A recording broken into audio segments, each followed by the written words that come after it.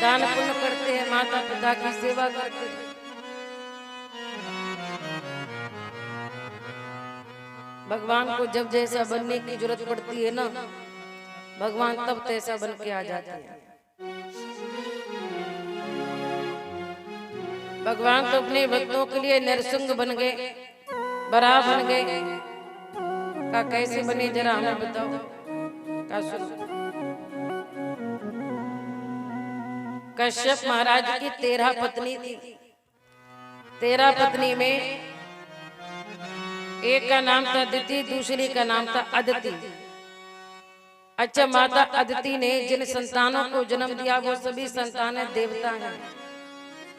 इंद्र वरुण ये सभी, अग्नि देवता, सूर्य देवता, सभी माता अदिति की संतान हैं। लेकिन माता अदिति की कोई संतान नहीं थी। एक दिन शाम के समय मैया अदिति ने अपने पति कश्यप जी से कहा कि मुझे भी संतान चाहिए, मेरे घर भी बेटा होना चाहिए।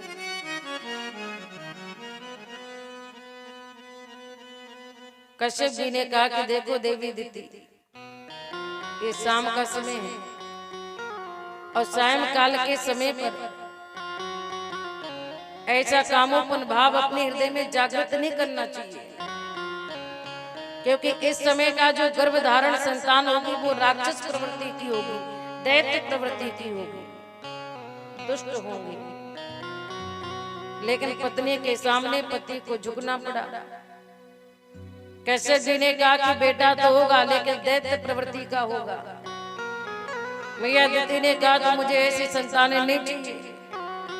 कश्यप जी ने कहा संतानें तो होंगी लेकिन उन्हें मारने के लिए, उनको मुक्ति देने के लिए भगवान अवतार लेके आएंगे। इन्हें भगवान के हाथों मोक्ष मिलेगा। और माता अदिति के गर्भ में दोनों बालक आते हैं। अच्छा, वो दोनों बालक कौन है? हिरण्यकश्यप और हिरण्याक्ष। जब दोनों माता अदिति के गर्भ में आए ना तो हाहाकार मच गया, अत्याचार बढ़ गया, दुराचार बढ़ गया। सारे देवता कहने लगे नारद जी, अभी तो ये दोनों माँ के गर्भ में है तो इतना अत्याचार हो रहा है, और जब ये माँ के गर्भ से बाहर निकलेंगे तब क्या होगा? नारद जी बोले तब ये होगा कि धरती रसातल को चली जाएगी। माता पृथ्वी इन पापियों के बोझ को उठा नहीं पाएंगी, इनका अत्याचार सह नहीं पाएंगी, बर्दाश्त नहीं कर पाएंगी और धरती रसातल को चली जाएगी।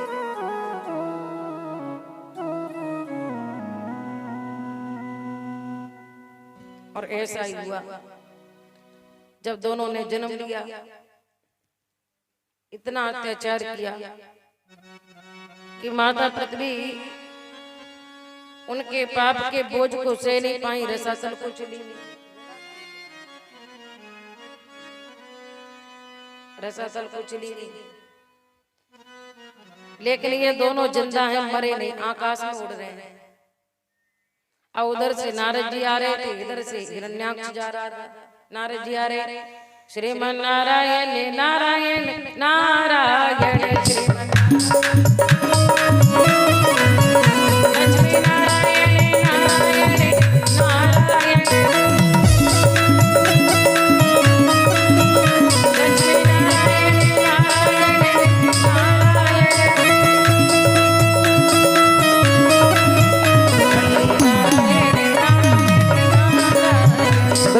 नारायण नारायण नारायण।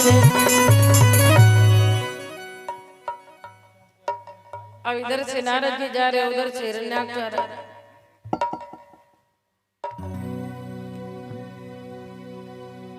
हिरण्याक्ष ने नारद जी को रोक लिया, रुको नारद जी, आपको ये नारायण नारायण करना आता है कि दो दो हाथ करना भी आता है? नारद जी ने कहा भले आदमी, हमें तो बस भजन ही करबो आवे, लड़बो झगड़बो तो अपनी बस की बात नहीं। हिरण्याक्ष कहने लगा नारद जी, आज आप हमसे दो दो हाथ कर दो। नारद जी बोले क्यों? हिरण्याक्ष कहने लगा नारद जी मेरे हाथों में खुजली हो रही है, आज हमसे दो दो हाथ कर लो, युद्ध कर लो। नारद जी ने कहा कि देखो भैया मुझे तो नारायण कहना आता है, लड़ना झगड़ना नहीं आता, मैं तो युद्ध नहीं करूंगा, लेकिन मैं यदि तुम्हें किसी योद्धा का पता दे दूं तो कैसा रहे? अब वो तुम्हारे हाथों की ऐसी खुजली मिटाएगा कि जिंदगी में दोबारा कभी होगी ही नहीं। पता दे दिया बड़ा भगवान का, क्योंकि जब धरती रसातल को चली गई, ब्रह्मा जी को छींक आई तो भगवान बराह का जन्म हुआ, शूकर के रूप में जन्म लिए। और वे माता पृथ्वी को अपनी दाढ़ी पर रख के आ रहे थे। कहा कि जाओ। हिरण्याक्ष जाके उनका रास्ता रोक के खड़ा हो गया सामने। भगवान बगल को जाने लगे तो वहां सामने खड़ा हो गया। भगवान समझ गए कि ये जाने नहीं देगा, तो भगवान ने हिरण्याक्ष का वध किया और धरती की स्थापना की। अब ब्रह्मा जी ने फिर से सृष्टि की रचना की, सृजन किया। सावे पुंसा परो धर्मो,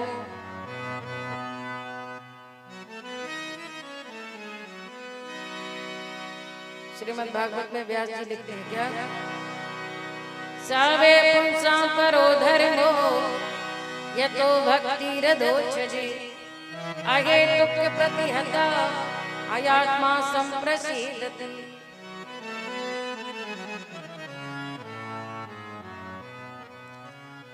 ब्रह्मा जी की जितने बेटे हैं वो सभी विरक्त बन गए, वो सभी सन्यासी बन गए, किसी ने शादी नहीं की, विवाह नहीं किया। अब ब्रह्मा जी के एक और बेटे हैं जिनका नाम है करदम। क्या नाम है? करदम। ब्रह्मा जी ने कहा अपने बेटे से, करदम तुम्हारे सभी भैया सन्यासी बन गए, तुम विवाह कर लो, शादी कर लो। महात्मा करदम कहने लगे पिताजी जब मेरे सभी भाई विरक्त बन गए मैं शादी क्यों करूं? जब मेरे सभी भाई साधु बन गए तो मैं संसार रूपी दलदल में क्यों फंसूं? मैं भी विवाह नहीं करूंगा। और जंगल में आके भजन करने बैठ गए। भजन चला। कुछ सालों के बाद कुछ परिवार के लोग आए घूमने के लिए, पत्नी बच्चों को साथ लेके आते हैं, जंगल में नाचते गाते हैं। और जब लोग अपने बीवी बच्चों को लेके बाहर जाते हैं ना, तो सभी के सामने ऐसा दिखाते हैं, ऐसा बताते हैं, जताते हैं कि हमसे ज्यादा प्रेम दुनिया में कोई नहीं करता। और चाहे घर के अंदर 36 का आंकड़ा चलता हो, चाहे घर के अंदर एक दूसरे को देखते ना, लेकिन जब घूमने जाते हैं तो बड़ा नाचते हैं, गाते हैं। करदम जी ने देते, सभी नाच रहे, गा रहे, हंस रहे। करदम जी तपस्या कर रहे हैं और उसी जंगल में पत्नी बच्चों को लेके लोग घूमने आए, पिकनिक मनाने। करदम जी ने देखा, बोले मैं भूल गया, मैं चूक गया, मैंने गलती कर दी जो शादी नहीं की, विवाह नहीं किया। क्यों? शादी के बाद तो देखो लोग कैसे नाचते हैं, गाते हैं। कहा कि गृहस्थ जीवन में तो बड़ा आनंद है, बड़ा सुख है, पत्नी बच्चों के साथ देखो कैसे नाच रहे हैं, गा रहे हैं, हंस रहे हैं। मैंने अपने पिताजी की बात मान ली होती, शादी विवाह कर लिया होता तो अच्छा होता। अब बैठ गए भजन करने, लेकिन मन में यही दुख है कि मैंने विवाह नहीं किया, मुझे विवाह कर लेना चाहिए था। आए थे हरि भजन को होटल लगे के पास,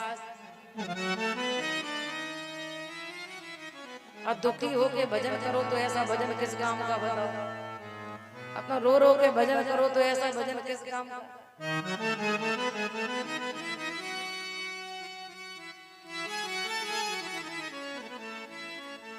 करदम जी बेटे भगवान प्रकट हो गए।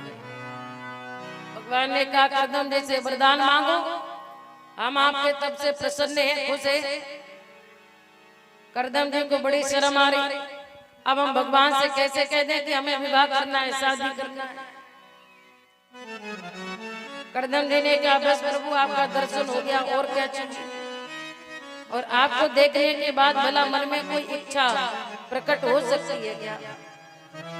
भगवान बोले ऐसा तो नहीं कि मन मन भावे मूड हिलावे, अंदर से लड्डू फूट रहे ऊपर से मुंडी हिला रहे, नहीं नहीं नहीं, मांगो क्या चाहिए। करदम जी बोले हमें कुछ नहीं चाहिए। भगवान बोले कुछ नहीं चाहिए था तो पहले ही बता देते, हम तुम्हें सगाई पक्की करके तो नहीं आते। करदम जी समझ गए कि भगवान तो सब जान गए। अच्छा एक बात बताओ, जितने भी लोग बैठे माता बहने समझ में आ रहा है ना, आ रहा हो तो ऐसे मुंडी हिला दो, नहीं आ रहा हो तो ऐसे ऐसे। कुछ माता बहने ना ऐसे कर रही ना ऐसे कर रही, क्या कहे तो सो रही है।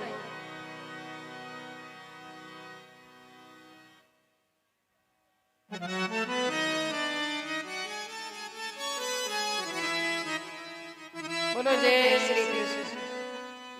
जोर से बोला करो हाँ, क्योंकि मेरे कान के पर्दे कमजोर है, कम सुनाई देता है। बोलिए।